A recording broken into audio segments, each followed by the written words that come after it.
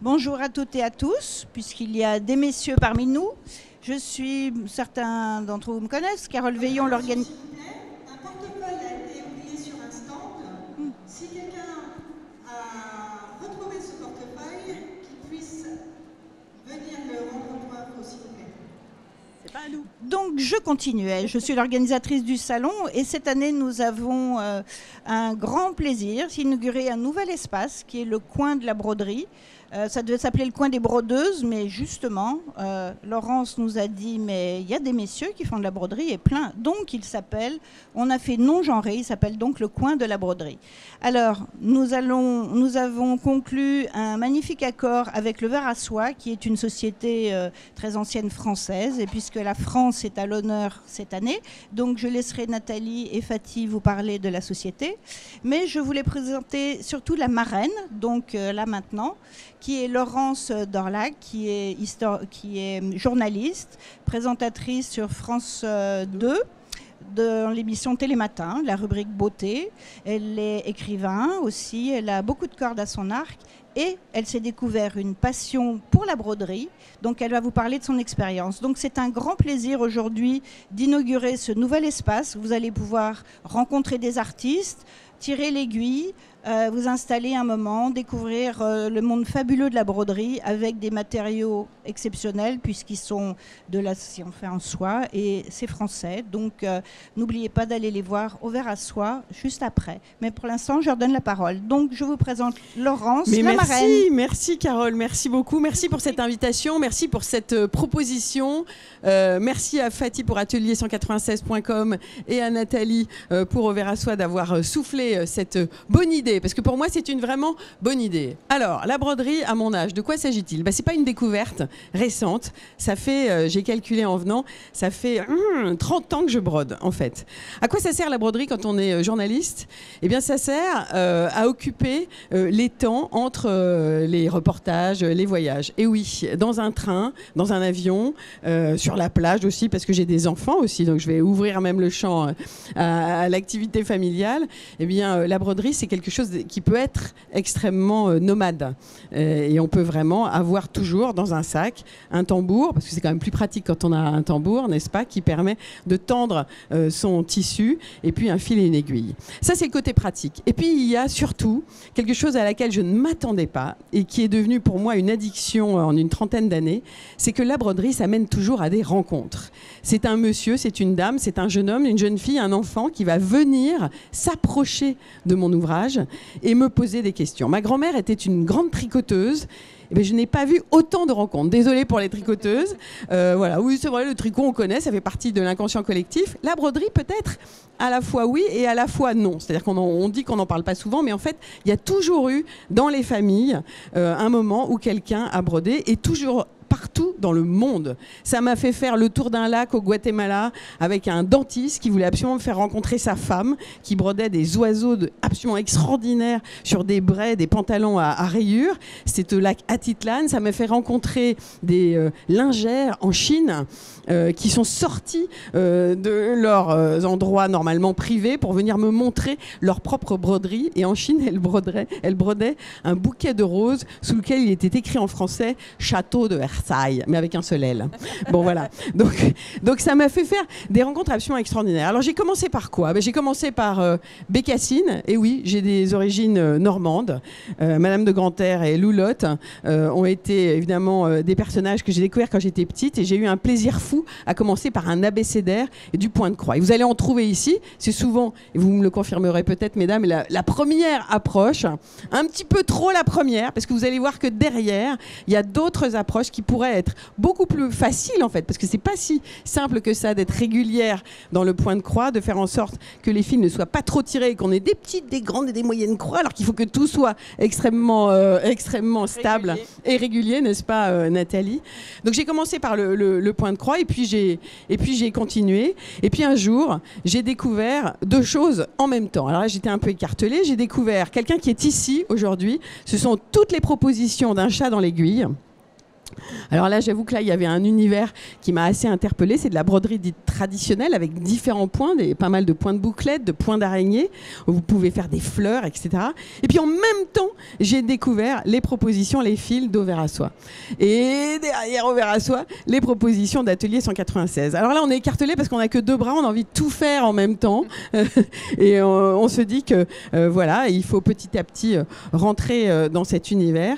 Et ça fait 30 ans que ça dure. Et c'est assez génial de voir que c'est sans fin. Au début, on suit les propositions que ces dames réfléchissent pour nous, et puis petit à petit, on ose.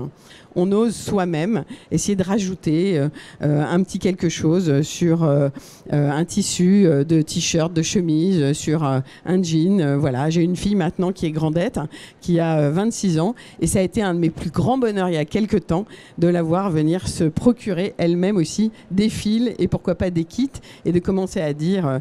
Il y a une grande révélation aussi, je trouve, qui a pas mal bousculé un petit peu ce monde, c'est le papier magique. C'est un papier qui ressemble, c'est un tissu qui ressemble à du papier, donc vous pouvez l'acheter en feuille A5 ou en feuille A4.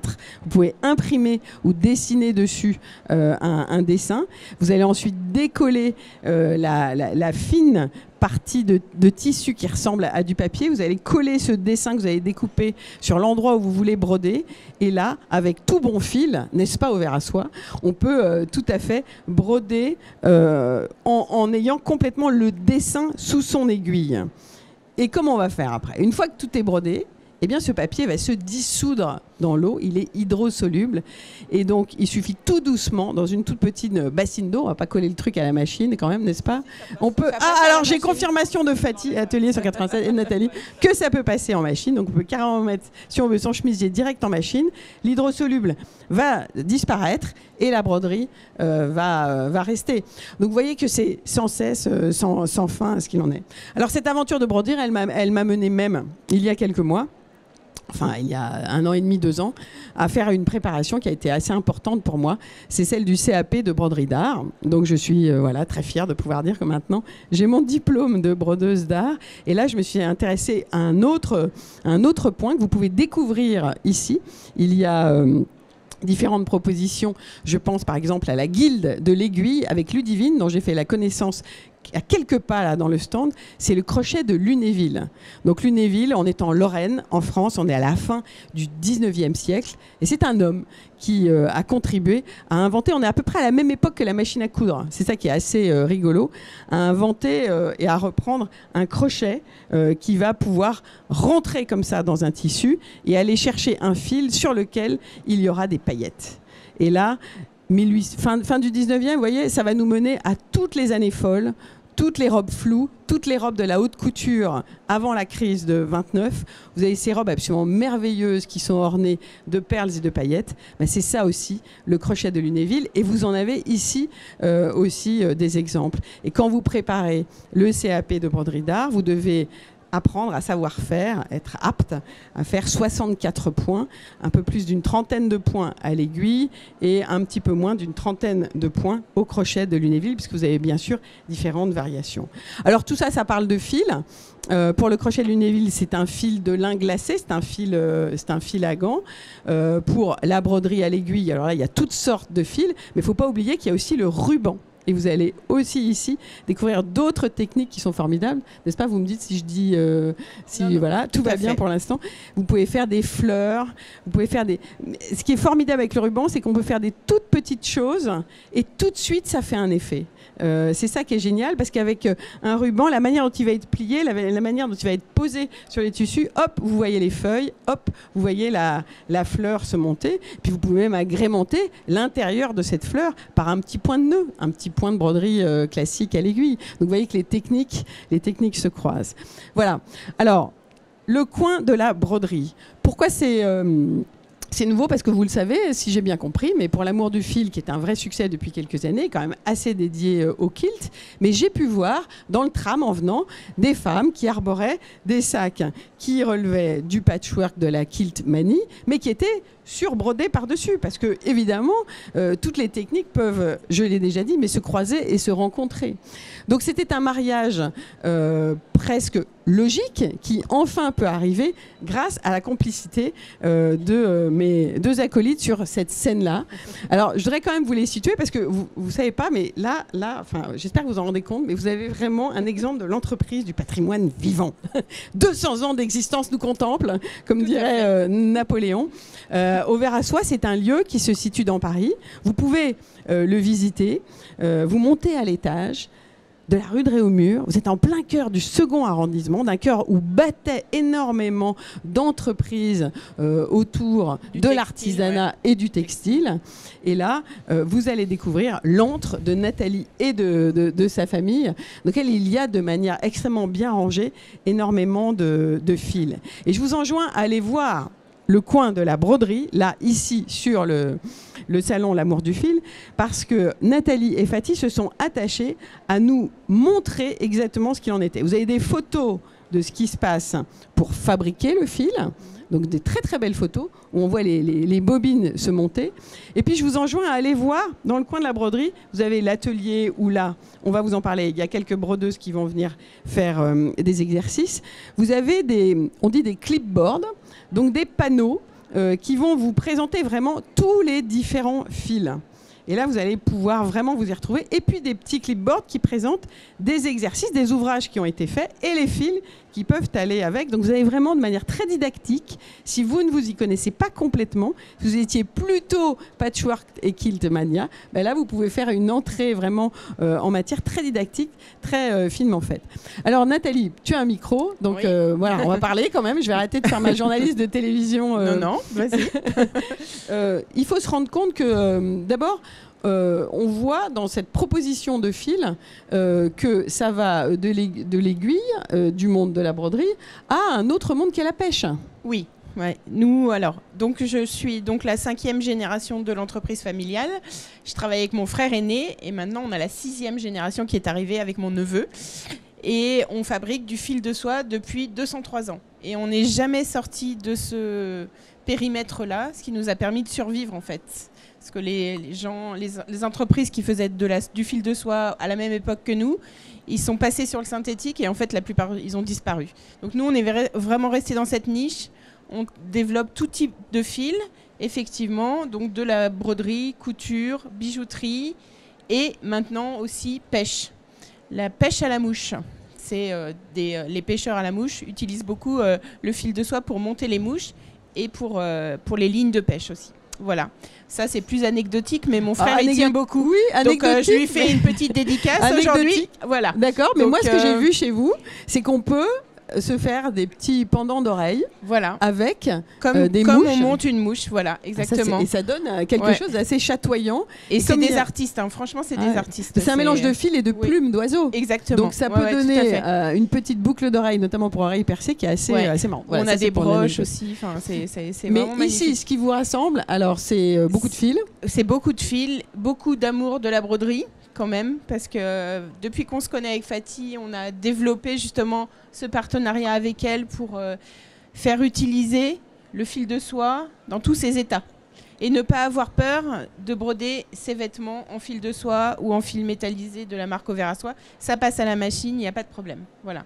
Donc moi, ma chemise, par exemple, aujourd'hui, elle est brodée avec la soie d'Alger et le fil métallisé. Donc là, vous voyez, c'est typiquement, pour celles qui ne connaîtraient pas, on va repréciser. Vous avez une chemise toute simple, toute blanche, toute sympa. Hein, je n'ai pas dit toute bête, mais toute sympa. Vous dessinez sur le papier dont vous a parlé Laurence, qui s'appelle Solufix. Et vous le collez sur votre chemise, vous brodez et après vous faites disparaître le tissu hydrosoluble avec de l'eau. Et là, la petite ombellifère, vous voyez, ça ressemble un peu à la fleur de carotte là. Ben, vous avez un petit point de chaînette. C'est un pissenlit. Ah bon, d'accord. D'accord. Bah oui, mais moi ça ressemblait aussi à une fleur de carotte. Oui, c'est un pissenlit, d'accord. C'est un pissenlit donc. Ben, il y a un point de chaînette, si je me trompe pas, c'est ça. Et puis là, il y a du point de bouclette. Voilà. Et puis là, il y a du point de nœud. Exactement. Donc on a 3 points. Voilà. Qui sont assez sympas et assez faciles à réaliser et qui vont être complètement twistés par le choix du fil. Voilà. Parce que c'est ça qu'il faut voir avec la broderie, c'est ça qui est génial, c'est que quand vous voyez un point et vous voyez une chose qui est faite, il faut toujours vous dire « Ah mais peut-être qu'avec une autre matière, peut-être qu'avec une autre couleur, Et moi, j'ai eu très souvent de grandes belles surprises en discutant avec les équipes de Nathalie et avec l'équipe de Fatih, de me voir conseiller, parce que c'est ça qu'il faut voir. C'est pas simplement je viens et je me procure la bobine qui me plaît. N'hésitez pas à discuter, parce que ça vous amène à inventer d'autres choses. Elles connaissent tellement bien le fil que vous parlez un petit peu, je veux faire une fleur, vous parlez de votre projet, et en vous proposant un fil auquel vous n'auriez pas du tout pensé, votre projet, il va devenir quelque chose de encore plus génial. N'est-ce pas, Fatih? Ouais. Alors, Fatih, atelier196.com. Faut vous la situer. C'est une bombe d'idées incroyable. Elle a des idées incroyables. C'est une chef d'orchestre qui mène à la baguette une équipe de jeunes femmes qui, elles aussi, vont réaliser, inventer ensemble. Comment ça vient, des idées comme ça, de kits? D'abord, il faut bien connaître les fils. Premièrement, ça vient jamais toute seule. Hein. C'est parce que je parle avec, justement, j'ai une équipe, je ne suis pas toute seule, que j'ai un partenaire, Phil, qui me suit absolument dans tous les délires. Et Dieu sait, ça fait 23 ans maintenant qu'on travaille ensemble. Et concrètement, un exemple concret, parce que là, vous pouvez le vivre, c'est le coin broderie, dans lequel il y a un mix expo didactique. Il y a l'histoire du verre à soie, pour celles qui connaissent et ceux qui ne connaissent pas. Il y a l'histoire des matières. Il y a également des souvenirs d'expos qu'on a pu faire, soit des expos réalisés par nos équipes, soit ce qu'on aime beaucoup faire, c'est vous faire travailler vous. Ça, on est très, très forte. Ça, donc, on fait des défis créatifs. Chaque fois qu'on participe à un salon ensemble, on édite sur un thème normalement réalisé en accord avec les salons. Ici, c'était guinguette, donc c'est des fanions. Et les personnes s'inscrivaient, achetaient un mini-kit à tout petit prix et envoient leur réalisation. Elles sont exposées et il y a un concours à la clé, bien entendu.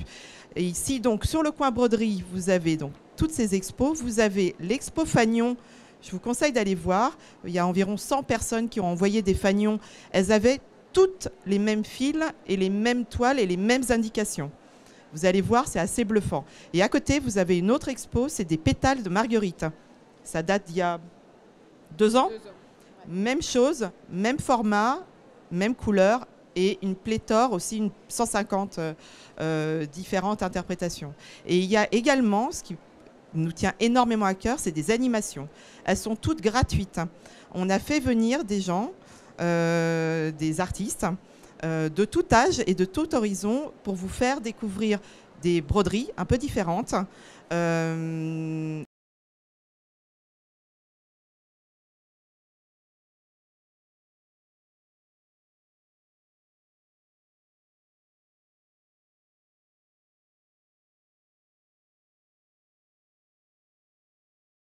Vous sera expliqué et vous allez avoir Mélanie de la marque Gina et compagnie qui va vous faire broder sur du papier, sur des toiles imprimées. Vous avez Nathalie Denzer qui fait aussi beaucoup de kits pour la marque Au Verre à Soie, qui est spécialiste de ruban de soie. Elle a 2-3 ateliers, 2 avec du ruban de soie et un qui s'appelle Broderie Intuitive, où elle vous laisse broder selon votre imagination et elle vous conseille. Il y aura également en fin de semaine Julie, qui est également connue sous le nom Julie Jolisonge, qui va vous faire broder une initiation point de croix pour celles et ceux qui n'auront jamais fait ça. Mais du coup, ça sera en soie et en métallisé et en laine. Elle fera également tamponner des motifs que vous rebroderez. Et il y aura également samedi des démonstrations par l'école de broderie d'art de Pascal Jaouen. Peut-être vous connaissez en étant un peu... Voilà, donc elle sera là samedi. Je crois que j'ai fait le tour. Oui. Ah, et on va vous faire aussi s'amuser avec un peu de broderie sur cuir. Ah oui. Parce que moi, je peux le dire, moins Nathalie, mais moi, je peux vous le dire, la soie perlée qui est leur cordonnet est utilisée par une grande marque de luxe dont le nom commence par H et se termine par Hermès. Et donc, toutes les ceintures, toute la sellerie est faite par ce fil-là. Donc, on va vous faire vous amuser et tester vous aussi. Voilà, je crois que j'ai tout dit. Bah voilà, c'est quand même pas mal. Ouais. Voilà, j'ai dans la main un exemple, je vous montrais. Voilà, ça c'est une carte à broder. Donc on part d'une carte, d'un dessin qui est proposé. En l'occurrence là, c'est le livre de Mélanie, donc Gina et compagnie, voilà, qui propose. Ça, c'est assez récent aux éditions Erol, les cartes à broder. Donc il vient de sortir. Qui vient de sortir. Il vient de sortir. Là, on a vraiment. Ouais. Et alors, vous voyez, au départ, on part d'une carte toute simple. Et puis, qu'est-ce qu'on va faire ? On va se dire, je veux l'agrémenter de fleurs. Donc, je vais perforer cette carte petit à petit et pouvoir faire là, par exemple, du point de bouclette, pas mal, du point d'araignée, et puis un point d'araignée qui est un point assez célèbre maintenant parce qu'il permet de faire des roses absolument extraordinaires. Ouais. Et tout ça a un effet et donne un effet de dingue, alors que c'est assez facile. C'est vraiment le mot de conclusion, c'est n'ayons pas peur, n'ayez vraiment pas peur. Et venez tester les fils parce qu'on est venu là pour ça et pour vous expliquer, pour vous donner envie. Voilà. Et puis découvrir que c'est ça, c'est beaucoup le fil aussi qui devient un partenaire. Et quand on sent cette espèce de petite musique du passage du fil et qu'on se sent bien lors de ce passage, eh bien tout devient assez magique et extraordinaire. Et je pense que la broderie prend encore plus d'énergie positive. Vous voyez, c'est ça qui est génial. Ça ne se choisit pas simplement comme ça parce que voilà, c'est simplement la couleur. La façon et la qualité de ce fil va vraiment faciliter d'abord le geste et puis lui permettre d'être encore plus beau. Voilà, on a pris une petite demi-heure, une bonne demi-heure, je pense que c'est pas mal. Le coin broderie, par rapport au studio télé, c'est juste au coin là-bas. On vous l'a dit, les ateliers, les démonstrations sont complètement gratuites. Et puis autour de ce coin de broderie et dans le salon, là c'est la marraine qui reprend un peu, hein, je vais faire mon rôle de marraine. Il y a énormément de stands extrêmement intéressants de broderie. Vous allez aussi rencontrer des créatrices et n'hésitez pas à discuter avec elles. Merci beaucoup. Merci.